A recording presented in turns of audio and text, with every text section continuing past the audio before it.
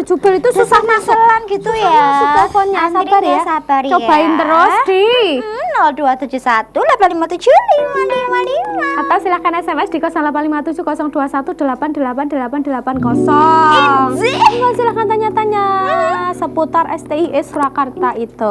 Entah itu jurusannya, kegiatannya seperti apa. Apakah ada beasiswanya? Jadi biasanya yang menjadi itu kan pengen tanya kan, terus boleh banget kok. Ini mumpung ada Pak Budi Istianto dan juga Pak Nur. Nanti kalau belum ada yang tanya, kita wakilkan tanya ke Pak Budi sama Pak Nurholis ya. Langsung saja kita tanya-tanya lagi ya Mbak. Mangga. Iya Pak. Nyamang-nyamang. Ngomong-ngomong, Pak Budi ini baru Mbak jadi ketua ya, baru dilantik ya Pak. Kapan dilantiknya kemarin? Saya dilantik tanggal 2 Juni kemarin. 2 Juni, wow, masih baru ya.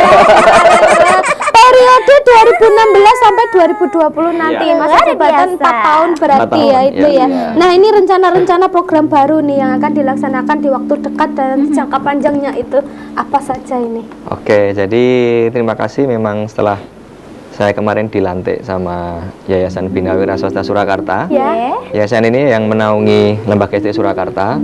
Memang saya dan teman-teman ada tantangan luar biasa dari yayasan. Tantangannya seperti apa? Tantangannya itu sebetulnya sangat sederhana, tapi kalau dilakukan sangat berat luar biasa.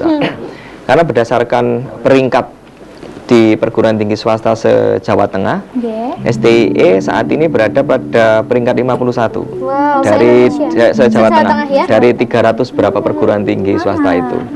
Nah, kemudian tantangan sama yayasan untuk saya dan teman-teman saya yang lainnya itu sebenarnya cuma geser aja sih, geser angka Dari, 1 itu yang awalnya dari belakang pindah depan. Jadi geser biar peringkatnya ya. Geser angka 1 di belakang jadi depan.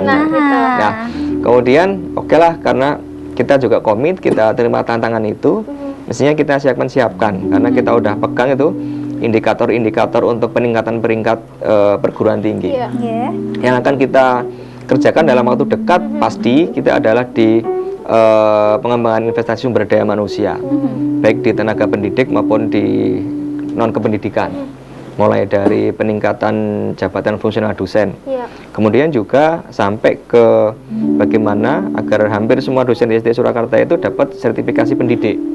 Itu upaya kita dalam waktu dekat.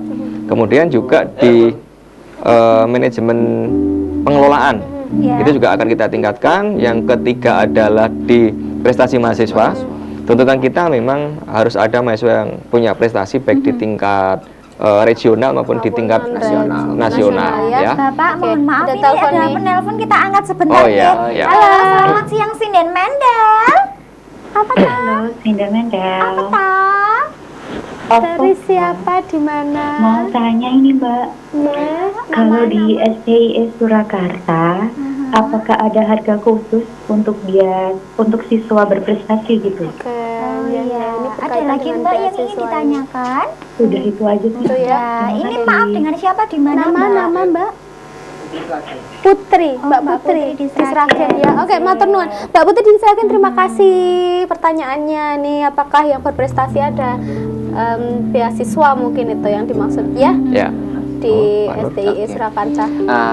Begini, untuk di STIE Surakarta bagi teman-teman yang berprestasi nanti memang ada pengecualian untuk masalah administrasinya.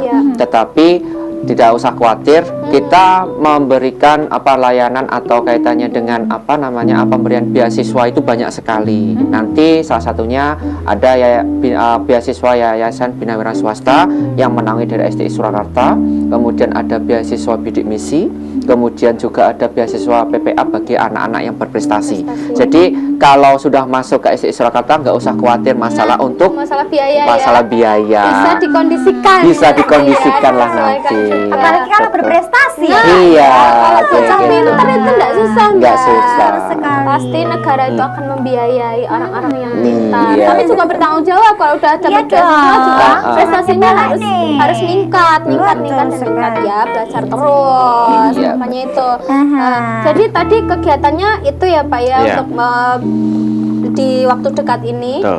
Untuk tenaga pengajar ditingkatkan, ada sertifikasinya juga. Kemudian untuk mahasiswanya kita juga tingkatkan prestasi mahasiswanya. Baik Ya. di regional maupun nasionalnya. Ya. Kemudian ada lagi Kemudian juga di pengelolaan di manajemen, terutama kita memang mulai dari peningkatan kualitas sih Mbak, terutama kualitas layanan yang seperti saya sampaikan tadi, baik layanan di pengajaran maupun di non pengajaran.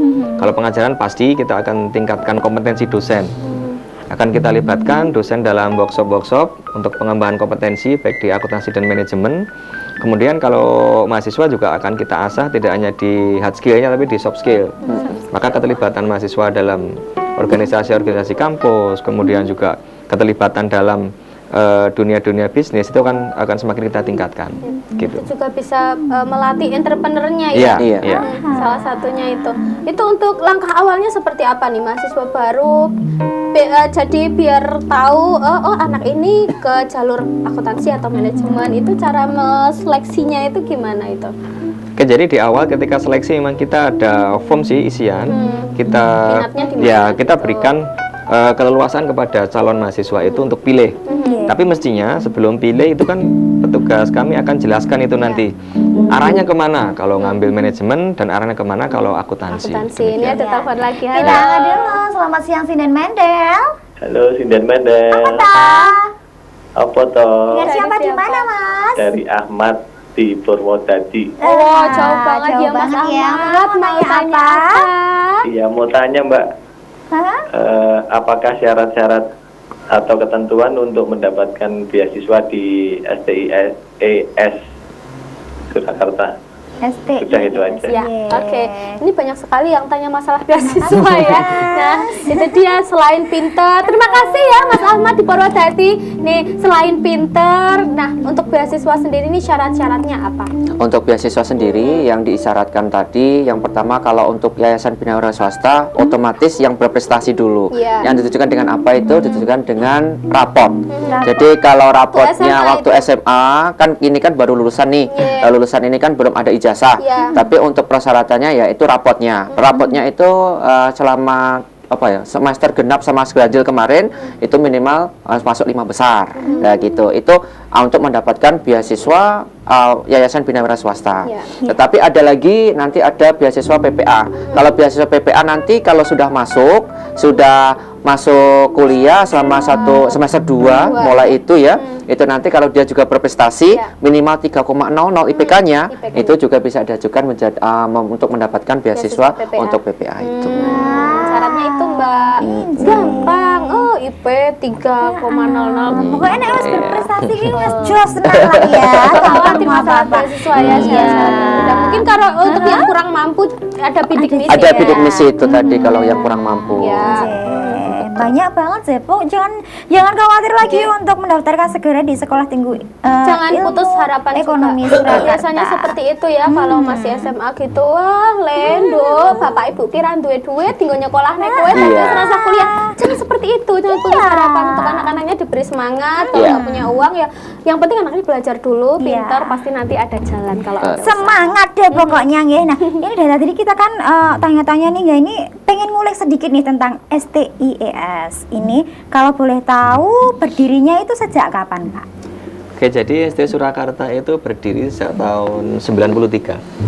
93. 23 saat tahun. ini SD berusia 23 tahun. Iya. Oke. Lama ya. Juga pertama di Sekolah Tinggi Ilmu Ekonomi pertama yang ada di Solo. Iya. Luar biasa. Iya. ya sudah 23 tahun, sudah Iya. pengalaman dan Sudah matang. banyak makan garam. Iya.